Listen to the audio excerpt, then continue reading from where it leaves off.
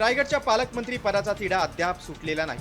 अशातच नाशिकमधील पालकमंत्री पदावरून महायुतीत पुन्हा एकदा वादाची ठिणगी पडली आहे. आगामी सिंहस्थ कुंभमेळ्याच्या पार्श्वभूमीवर नाशिकच्या पालकमंत्री पदाला खूप महत्त्व आहे. अशातच धुळ्यातील एका कार्यक्रमात महाजनांनी नाशिकचा पालकमंत्री मीच होणार असा दावा केलाय. त्यामुळे महायुतीत नव्या वादाला तोंड फुटलंय.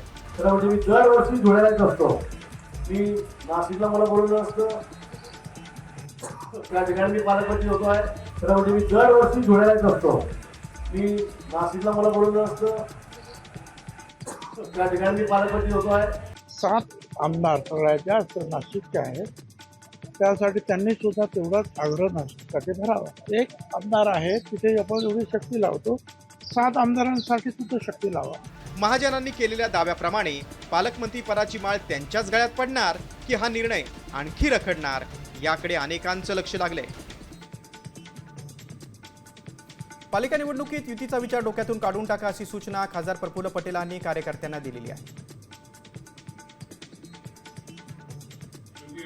बघा, आपण चुकीच्या फार डोक्यातून काढून टाकतो. कारण कसा असतो की प्रभाग इथे तुम्हाला जमलं तरी करायचं, जमलं नाही तर नाही करायचं, असा आमच्या धोरण ते राहणार. कारण सगळीकडे युती होऊ शकत नाही. प्रफुल्ल पटेलांची भूमिका अशी असेल की महायुतीत लढायचं नाही आहे असं तुम्ही सांगताय मला.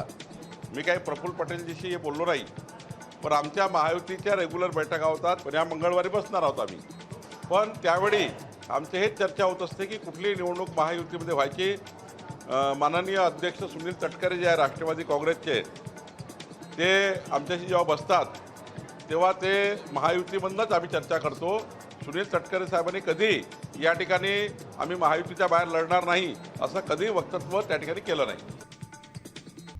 आता isakal.com आहे देशातील नंबर 1 ची मराठी न्यूज वेबसाईट. प्रत्येक अपडेटसाठी isakal.com ला नक्की भेट द्या.